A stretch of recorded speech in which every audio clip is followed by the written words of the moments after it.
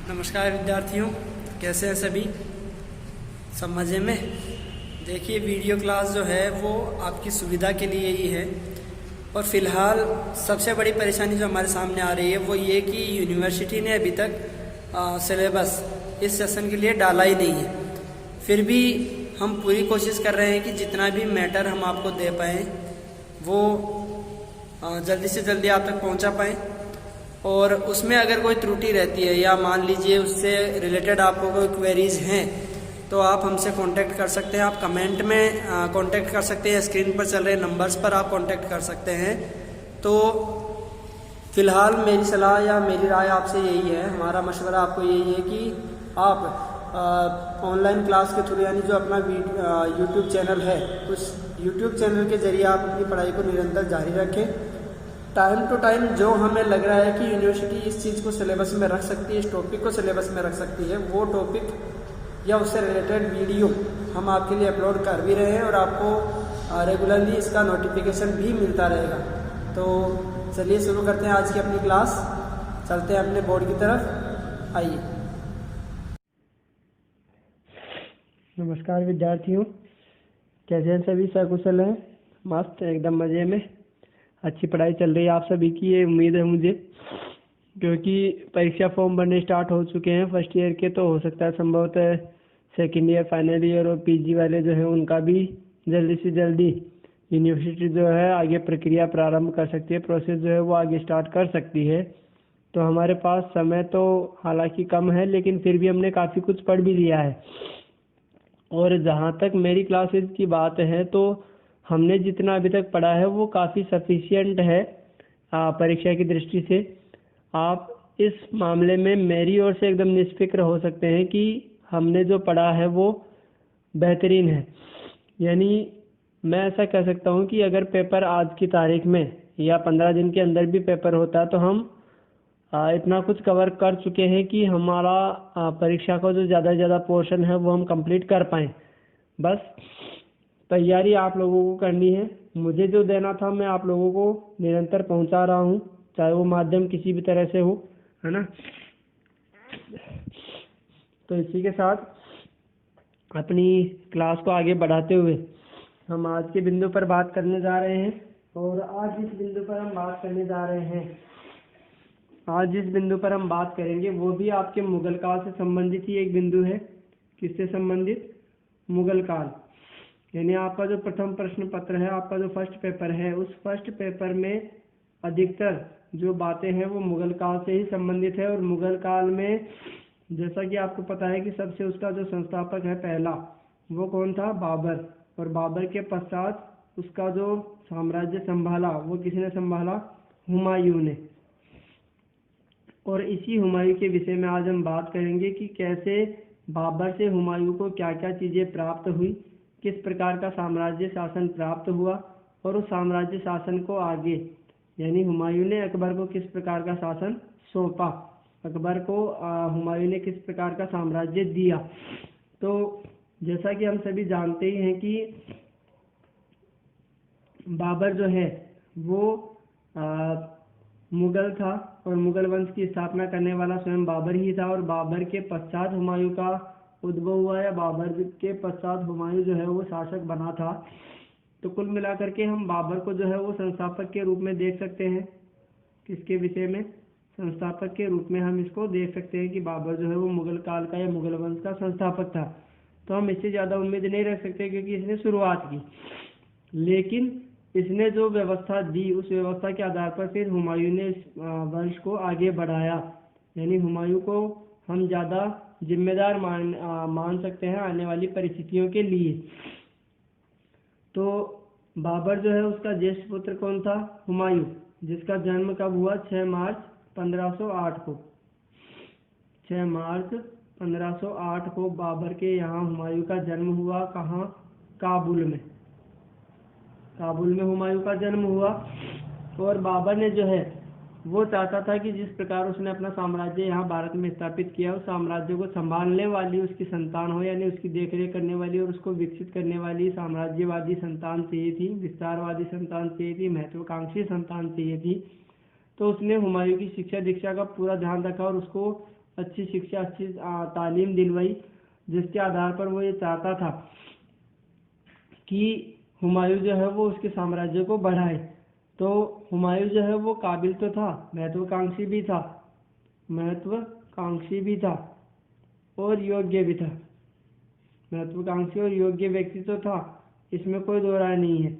लेकिन उसकी कुछ ऐसी परिस्थितियां थी, उसकी कुछ ऐसी कुसंगतियां थी, या उसकी कुछ विकृतियां हम मान सकते हैं, जिसकी वजह से उसकी जो परिस्थितियां हैं वो इस प्रकार बदली, इस प्रकार विपरीत होती गई कि वो अपने साम्राज्य को स्थायी कर ही नहीं पाया और अकबर को वैसा साम्राज्य नहीं दे पाया जैसा बाबर ने स्वयं हुमायूं को दिया था।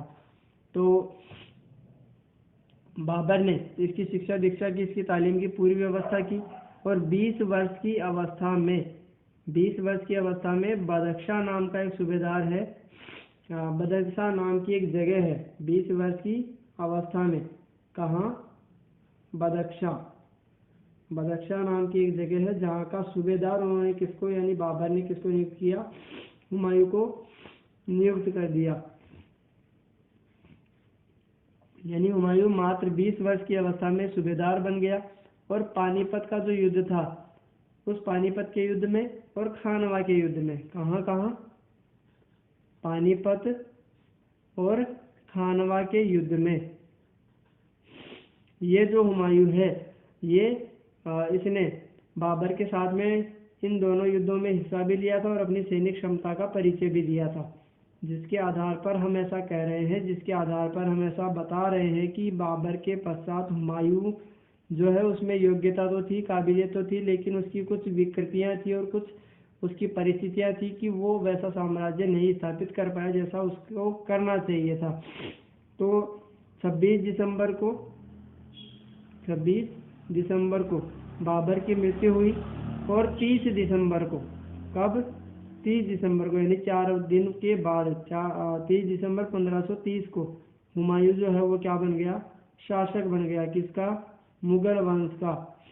और मुगल वंश के साथ साथ कहाँ का? आगरा का सम्राट बन गया, यानी वो सिंहासन पर बैठ गया। कहाँ? आगरा में। अब हुमायूं जो है वो सिंहासन पर बैठ तो गया, लेकिन हुमायूं के सामने अब दुनिया भर की तमाम विकृतियां, कठिनाइयां थी, परेशानियां थी, जो हुमायूं के लिए बाबर छोड़ करके गया। यानी हुमायूं जो है वो जिस समय गद्दी पर बैठा, उस समय हम ऐसा नहीं कह सकते कि हुमायूं के पास सब कुछ था लेकिन उसने लुटा दिया, बल्कि हुमायूं को जैसा साम्राज्य प्राप्त हुआ वो इस परिस्थिति में नहीं था कि उस साम्राज्य को विस्तारित कर पाए, क्योंकि वो उसी उधेड़-बुन में लगा हुआ था कि वो किस तरह से साम्राज्य को बढ़ाए और किस प्रकार से वो अपनी व्यवस्थाओं को सुधारे। और ऐसा इस वजह से हुआ कि बाबर जो है उसने तो अपना पूरा जीवन किस में निकाल दिया? युद्धों में निकाल दिया। तो वो अपने साम्राज्य को केवल स्थापित करने में ही लगा रहा, लेकिन हुमायूं को जो शासन प्राप्त हुआ, जो साम्राज्य प्राप्त हुआ, उस साम्राज्य को विस्तार से नहीं व्यवस्थित कर पाया, विस्तारित नहीं कर पाया, क्योंकि उसका जो अव्यवस्थित साम्राज्य उसको प्राप्त हुआ था, उसको उस अव्यवस्थित साम्राज्य को व्यवस्थित करने में और दूसरी जो परेशानियां थी उन परेशानियों का समाधान ढूंढने में ही अपना जीवन यापन करना पड़ा। तो हुमायूं ने जब साम्राज्य संभाला, हुमायूं जब शासक बना, उस समय उसके सामने जो कठिनाइयां थी वो उन कठिनाइयों में जैसे कि असंगठित साम्राज्य उसको प्राप्त हुआ। असंगठित साम्राज्य, यानी हुमायूं जब गद्दी पर बैठा तो पूरा भारत जो है वो टुकड़ों में विभाजित था, और पूरे भारत में यानी उनका जो साम्राज्य था, जैसे कि बाबर ने एक हिस्सा कहीं जीत लिया, एक हिस्सा कहीं जीत लिया, ऐसा करने की वजह से हुमायूं के सामने जो शासन आया वो कैसा आया? असंगठित साम्राज्य आया। और इसी वजह से, क्योंकि बाबर का अधिकतर समय जो है वो युद्ध में व्यतीत हो चुका था, ऐसा हमने अभी मैंने ऊपर बताया, और इसी वजह से जितने भी उसके विजित प्रदेश थे, उन जीते हुए प्रदेशों को बाबर जो है वो संगठित नहीं कर पाया, एक साथ जोड़ नहीं पाया, और वही बिना जुड़े हुए या टुकड़ों में बटा हुआ जो साम्राज्य है वो किसको प्राप्त हुआ? हुमायूं को प्राप्त हुआ। फिर अफगानों के द्वारा, किसके द्वारा? अफगानों के द्वारा सैनिक शक्ति को संगठित करना, अफगानों का शक्ति संगठन।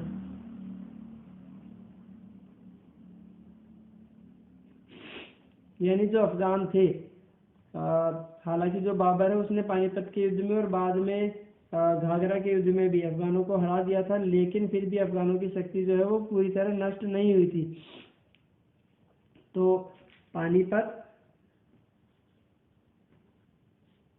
और घाघरा के युद्ध में बाबर ने इनको हरा दिया था, लेकिन इनकी शक्ति पूरी तरह से खत्म नहीं थी, वो पूरी तरह से इनकी शक्ति को नष्ट नहीं कर पाया था।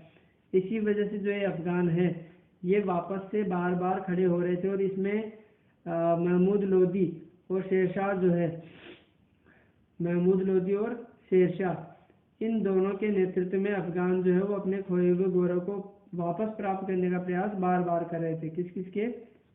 महमूद लोदी और शेरशाह, इन दोनों के नेतृत्व में जो अफगान है वे अफगान क्या कर रहे थे, अपनी सैनिक शक्ति को वापस संगठित कर रहे थे और बार बार अपने जो खोए हुए प्रदेश है, खोए हुए प्रदेश कौन से, जिनको पानीपत और घाघरा के युद्ध में बाबर ने उनसे छीन लिया था, उन प्रदेशों को वापस प्राप्त करने में लगे हुए थे। तो कुल मिलाकर के अफगानों का सैनिक संगठन या सैनिक शक्ति का एकत्रीकरण जो है, उनका जो संगठन है वो भी एक बड़ा सिरदर्द बना हुआ था। किसके लिए? हुमायूं के लिए। फिर है रिक्त राजकोष। रिक्त राजकोष, तो ये जो रिक्त राजकोष है वो भी एक समस्या था। किसके लिए? हुमायूं के लिए, क्योंकि खाली खजाने से कौन व्यक्ति ऐसा है जो अपना साम्राज्य खड़ा कर लेगा? खाली खजाना। अब ऐसा क्यों हुआ? क्योंकि जो बाबर है वो एक तो दयालु स्वभाव का था, यानी वो दानदाता था एक तरह से। तो हुमायूं को उत्तराधिकार में अपने पिता से क्या प्राप्त हुआ? रिक्त राजकोष प्राप्त हुआ, क्योंकि जो बाबर ने जितना धन यहाँ से लूटा वो उसने दोनों हाथों से लुटा भी दिया। मुक्त हस्त जिसको हम कह सकते हैं, दोनों हाथों से लुटाना। तो बाबर ने दोनों हाथों से उस धन को लुटा भी दिया। तो हुमायूं को जैसा राजकोष प्राप्त हुआ वो कैसा था? रिक्त था, खाली था। तो पहले वो अपनी आर्थिक स्थिति को सुदृढ़ करता, तभी तो वो अपने साम्राज्य को विस्तारित करता, तभी तो वो ऐसी कुछ योजनाएं बनाता, अपने प्रशासन को संभाल पाता। तो रिक्त राजकोष प्राप्त होने की वजह से भी हुमायूं के लिए कठिनाइयां बढ़ गई कि वो अपने साम्राज्य का विस्तार किस प्रकार करें। फिर हुमायूं के जो भाई हैं वो भाई भी कैसे निकले? कृतघ्न।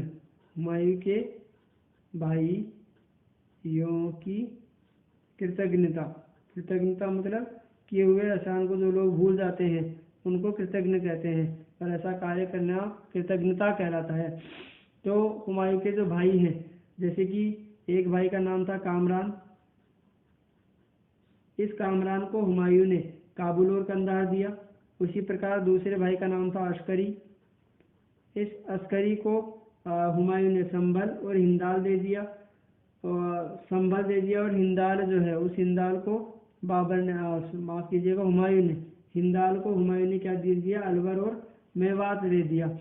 यानी कामरान को, अस्करी को, हिंदाल को हुमायूं ने अपने दो सगे भाई मान करके अपने हिस्से में, यानी उत्तराधिकारी होते हुए भी उसने अपने हिस्से में से इनको कुछ शासन दिया, कुछ नेतृत्व करने के लिए, कुछ प्रशासन चलाने के लिए अपने हिस्से का जो साम्राज्य है वो इनको दे दिया। लेकिन ये लोग कैसे निकले? कृतज्ञ निकले, यानी इन्होंने इस बात का एहसान न मान करके ये उसी भाई का साम्राज्य जो है वो हड़पना चाहते थे, और उसको हड़पने के लिए ही वो बार बार कोशिश कर रहे थे, उसके लिए समस्याएं खड़ी कर रहे थे। किसके लिए?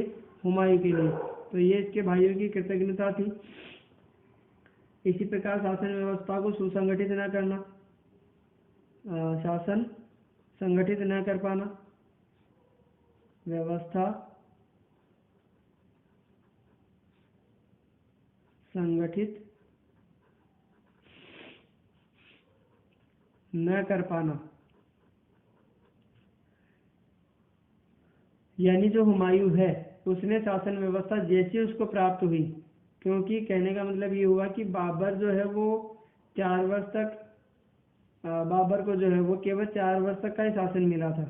4 वर्ष तक का ही क्यों? क्योंकि वो जब आया तब से लेकर के 1530 तक, यानी 1526 में वो आया था, और 1530 तक यानी लगभग 4 वर्ष तक का ही उसको समय प्राप्त हुआ शासन करने के लिए। तो 4 वर्ष में वो केवल साम्राज्यों को जीत पाया, प्रदेशों को, क्षेत्रों को जीत पाया, उनका प्रशासन या उनका शासन जो है उसकी व्यवस्था वो नहीं कर पाया।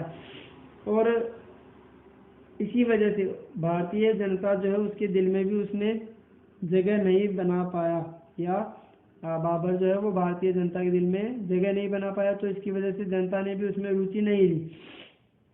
तो हम ऐसा कह सकते हैं कि जनता जो है वो मुगलों को क्या समझती रही, फिर विदेशी, कि ये तो ऐसे ही केवल लूट खसोट करने के लिए हमारे यहाँ आए हुए हैं, जो लूट खसोट करेंगे और चले जाएंगे। तो बाबर के बाद जो हुमायूं आया उसको भी जनता के इस रोष का सामना करना पड़ा, इस आक्रोश का सामना करना पड़ा। और सैनिक सरदारों के जो व्यक्तिगत स्वार्थ थे, किसके, सैनिक सरदारों के व्यक्तिगत स्वार्थ, कि जो सेना के सरदार थे जिनके अधीन कुछ सेना रखी हुई थी, वे अपने आप को, अपने स्वार्थ को सिद्ध करने के लिए सैनिक सेना का प्रयोग करते थे, वो राजा का सहयोग नहीं करते थे। यानी कल मिलाकर के कहने का ये हुआ कि सरदार जो है उनमें राष्ट्रीयता की भावना का अभाव था, राष्ट्रीयता की भावना का अभाव उनमें देखने को मिलता था, जिसकी वजह से वो अपने कर्तव्यनिष्ठ होने का परिचय नहीं दे पाए। और बहादुर शाह का जो विद्रोह है वो भी हुमायूं के लिए एक बड़ी समस्या बना, बड़ा कारण बना, कि वो अपना साम्राज्य विस्तार नहीं कर पाया, साम्राज्य को स्थायित्व प्रदान नहीं कर पाया, क्योंकि बहादुर शाह जो है वो बहुत क्या था, महत्वाकांक्षी। कौन, बहादुर शाह। ये वही बहादुर शाह जो है, बहादुर शाह है जो कर्मवती के विषय में, जिसमें हम आगे पढ़ेंगे। तो ये जो बहादुर शाह है वो क्या था, महत्वाकांक्षी था। और महत्वाकांक्षी होने की वजह से ही इसने क्या किया, दिल्ली सिंहासन पर अधिकार करने का प्रयास जारी रखा। और जो हुमायूं के प्रतिद्वंदी थे या हुमायूं के जो दुश्मन थे, उन दुश्मनों का सहयोग ये बार बार करता रहा, ताकि हुमायूं के लिए समस्याएं खड़ी होती रहे, कठिनाइयाँ खड़ी होती रहे, कठिनाई बढ़ती रहे, बार बार परेशानियाँ उसके सामने आए। और ऐसा करने पर होगा क्या, जो दिल्ली की गद्दी है वो दिल्ली की गद्दी किसको प्राप्त हो जाएगी, इस बहादुर शाह को, और हुमायूं वहां से निष्कासित हो जाएगा, ऐसा इसका सोचना था। अब ये तो वह परेशानियां थी जो बाबर ने हुमायूं के लिए छोड़ दी, या परिस्थितिवश हुमायूं के लिए बन गई। लेकिन कुछ परिस्थितियां ऐसी थी जो स्वयं हुमायूं ने अपने लिए खड़ी कर ली, या कुछ कठिनाइयां ऐसी थी जो स्वयं हुमायूं ने खड़ी कर ली, और जिसकी वजह से वो साम्राज्य का विस्तार या साम्राज्य को स्थायित्व प्रदान नहीं कर पाया, साम्राज्य का विस्तार नहीं कर पाया, या साम्राज्य को स्थायी नहीं कर पाया। तो इसमें जैसे एक तो उसमें निर्णय क्षमता का अभाव था, कि वो शीघ्र निर्णय नहीं ले पाता था, निर्णय क्षमता का अभाव था, वो समय पर निर्णय नहीं ले पाया, वो टाइम पर निर्णय डिसीजन नहीं ले पाता था कि उसे क्या करना है, किस प्रकार करना है, जैसे काम वो नहीं कर पाता था। इसीलिए निर्णय शक्ति का अभाव उसमें था, निर्णय क्षमता का अभाव उसमें था। फिर दृढ़ संकल्प नहीं था, यानी ऐसा नहीं था कि जो उसने सोच लिया वो करना ही है, दृढ़ संकल्प नहीं था।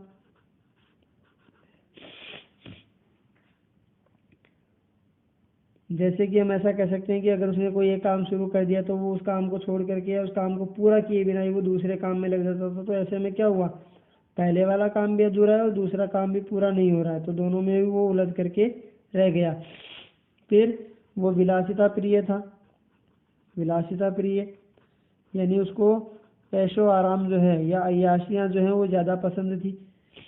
इसीलिए वो हर एक जीत के बाद, हर एक विजय के पश्चात क्या करता, जश्न मनाने में जुट जाता और उसी जश्न में वो लंबे से लंबा समय बर्बाद कर देता था। एक वो अफीम का व्यसनी था, अफीम खाने का शौकीन था। इसी वजह से वो आलस्य से युक्त हो चुका था, यानी वो उसका जो शरीर था या उसका जो मस्तिष्क था वो आलस्य से युक्त हो चुका था, सुस्त हो चुका था वो व्यक्ति। और वो जरा से ज़्यादा क्या था, दयालु। जैसा कि हमने भी ऊपर पढ़ा कि बाबर भी दोनों हाथों से अपनी दौलत को लुटाता था, ठीक उसी तरह से हुमायूं था कि हुमायूं भी जो है वो आवश्यकता से अधिक दयालु था। तो ऐसे में वो क्या करता, अपने शत्रुओं को क्षमादान दे देता था, माफ कर देता था, और वही शत्रु उसके लिए आगे जाकर बड़ी समस्या का कारण बनते थे। फिर सैनिक प्रतिभा का अभाव भी उसमें था और साम्राज्य का विभाजन उसके लिए एक सबसे बड़ी परेशानी बना। यानी उसके जो भाई हैं, उन भाइयों ने क्या किया, या उन भाइयों में हुमायूं ने साम्राज्य का विभाजन तो कर दिया, बंटवारा तो कर दिया, लेकिन वो जो भाई हैं वे ही भाई उसके लिए समस्या का बड़ा कारण बन गए। यानी कुल मिलाकर के कहने का मतलब ये हुआ कि जो हुमायूं था वो अदूरदर्शी था। यानी उसको ऐसा पता नहीं होता था या वो इस प्रकार अंदाज़ा नहीं लगा पाता था कि भविष्य में वो चीज़ें या वो जो कार्य कर रहा है वो उसके लिए कितनी बड़ी समस्या बन जाएंगे। और शासन प्रबंध करने की उसमें अयोग्यता भी थी। यानी वो इसके योग्य नहीं था, शासन प्रबंध के योग्य न होना।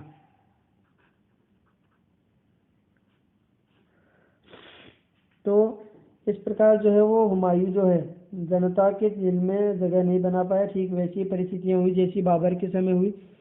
और उसने अपनी प्रजा की नैतिक और भौतिक उन्नति के लिए ऐसा कोई कार्य नहीं किया, ऐसा कोई कदम नहीं उठाया जो उसको उठाना चाहिए था। एक सम्राट को, एक शासक को उठाना चाहिए। उसने गुजरात, मालवा और बंगाल के जो प्रदेश थे जिनको उसने जीता, उन्हें जीत करके वापस उन्हीं लोगों को बांट दिया जो उसको नुकसान पहुंचा सकते थे। तो कुल मिलाकर के कहने का ये हुआ, मतलब ये हुआ कि हुमायूं जो है, पहली चीज़ तो ये कि बाबर ने उसको ऐसा साम्राज्य दिया कि वो उसको व्यवस्थित कर ही नहीं पाया। और दूसरी बात ये कि हुमायूं की खुद की भी ऐसी कुछ कमियां रही, कुछ कमजोरियां रही, जिसकी वजह से वो हुमायूं जो है अपने आप को जैसा शासन उसको प्राप्त हुआ बाबर के द्वारा, उतने शासन को भी वो व्यवस्थित या सुचारू नहीं रख पाया। यानी विस्तार नहीं कर पाया, वो तो एक अलग चीज़ है, लेकिन जितना उसको प्राप्त हुआ वो उसको भी सहेज कर नहीं रख पाया। उसके पीछे उसकी स्वयं की कुछ कमियां हैं। तो कहने का मतलब हुमायूं जो है वो अयोग्य तो नहीं था, मैं ऐसा नहीं कह सकती कि वो पूरी तरह से अयोग्य था, क्योंकि जिस प्रकार उसने 20 वर्ष की उम्र में बदख्शां का सरदार बन करके उसको शासन को संभाला, जिस प्रकार उसने पानीपत और खानवा के युद्ध में बाबर का साथ दिया, उससे यही साबित होता है कि हुमायूं अयोग्य न होकर के योग्य तो था, लेकिन वो उस योग्यता को सही ढंग से सही समय पर काम में नहीं ले पाया। तो आज के लिए इतना ही पढ़ेंगे। इसके अगले बिंदुओं पर हम बात करेंगे अगली क्लास में। अभी तबीयत थोड़ी सी नासाज है, स्वास्थ्य थोड़ा ख़राब है, तो समझ रहे होंगे कि मुझे कितनी परेशानी हो रही होगी क्लास लेने में, लेकिन फिर भी जिम्मेदारी है, कर्तव्य है हमारा, तो निभाना तो पड़ेगा, है ना। तो फिर से मिलेंगे एक नई क्लास में। तब तक के लिए इतना ही। स्वस्थ रहिए, सुरक्षित रहिए और अपने अध्ययन को इसी प्रकार सुचारू जारी रखिए। धन्यवाद।